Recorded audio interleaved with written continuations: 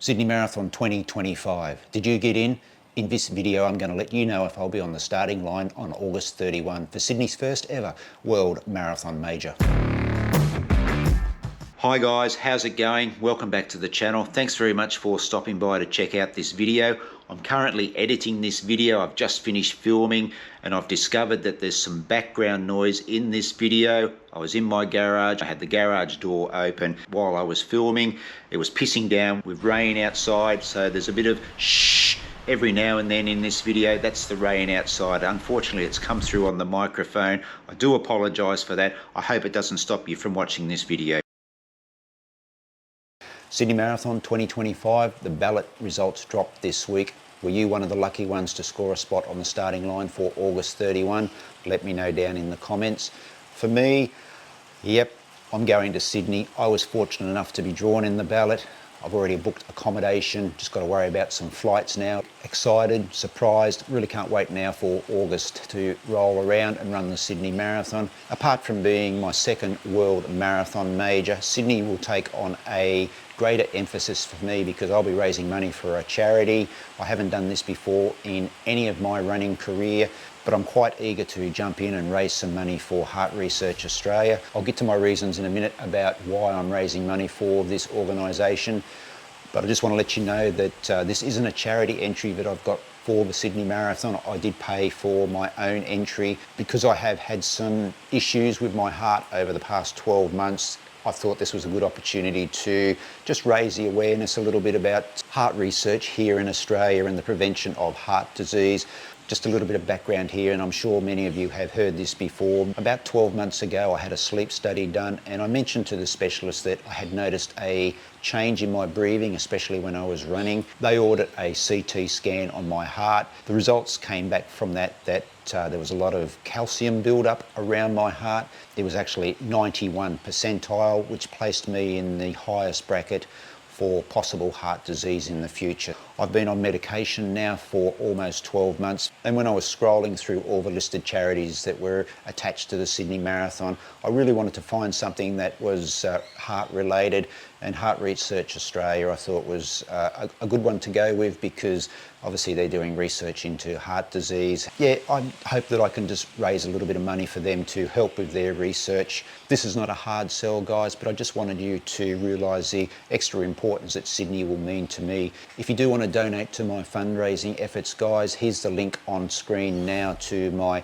fundraising page, and I'll also put the link in the descriptions down below. Like I said, this is not a hard sell, but I was just thinking a few moments ago that if every one of my subscribers was able to donate $1, that would be $4,500 to Heart Research Australia. Yeah, it's just something extra that I'll carry with me in my preparation for Sydney 2025. And obviously there's going to be some series here on the channel, my preparation for Sydney. I've got the Gold Coast Marathon before then. There'll be a build-up series to the Gold Coast Marathon, and then it's a reasonably quick turnaround between Gold Coast and Sydney. It's about 8 weeks, so we'll go through the recovery process and then rebuilding to a marathon in that short space of time. But guys, if you did get into Sydney, make sure you do hit me up in the comments to let me know, because I know some of you have already commented to a community post that I put up on the channel during the week. So I'm looking forward to catching up with as many of you as possible in Sydney, if not before. There are still ways to get into Sydney. You can secure a charity spot, or you can go through a sports tours company. All that information is available on the Sydney Marathon website. I'll leave a link in the descriptions below. Alright guys, this being the weekly vlog, there will be some running news coming up very shortly, but I first just want to update you on the knee. I haven't run all week. Today is Saturday. I ran park run today very casually, treated it as a walk run, 5 kilometres, 500 metre walk, 500 metre run. I've got to say that the knee didn't feel fantastic, but it did feel better than it did 7 days ago. So there are some promising signs there, but I still need to take it pretty cautiously over the next week or 2 weeks. In the meantime, I am going to go and see my sports doctor just to discuss options with him, whether I need to have a scan or whether I need to have some sort of intervention in the knee. I have been hearing some good reports about a gel that is injected into the knee to assist with osteoarthritis or in my case, not having any cartilage there in the knee or that fat pad between the two joints in the knee. I want to talk to him about that and see if that's a viable option for me going forward or not. So hopefully in the next weekly vlog I'll be able to share with you a little bit of information about that. Like I said in previous videos, guys, I've just got to be patient with this and just let it run its course, and hopefully the knee will come right. Look, it's a chronic knee issue. It's not something that's ever going to disappear. It's just something that I have to manage the best way that I can. Let's get to some running news now, and I want to start with a quick apology because I got something wrong in the last weekly vlog. Thanks, David, for pointing this out to me. The item about Don Matheson, I said that he had set a new world record in the 80s plus 5K. In fact, it was an Australian record of 22:52.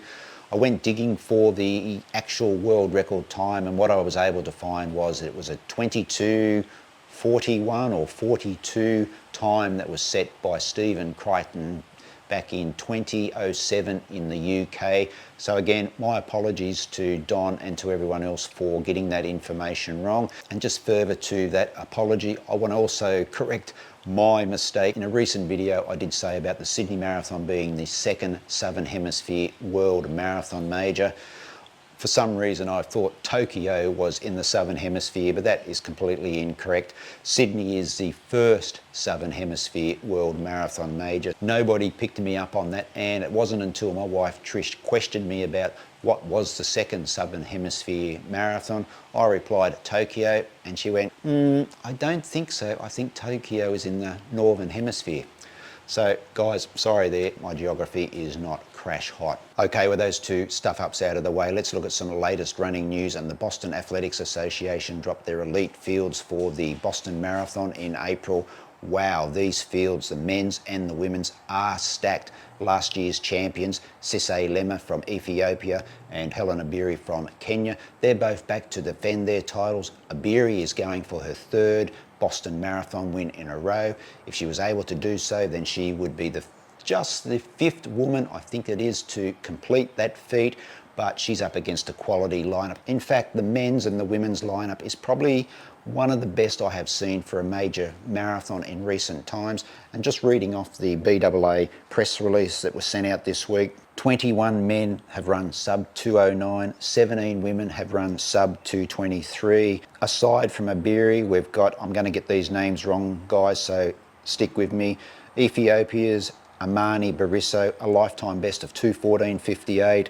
Actually, I'll put the top 10 times in the elite fields up here on screen, guys, as I'm trying to read these names out.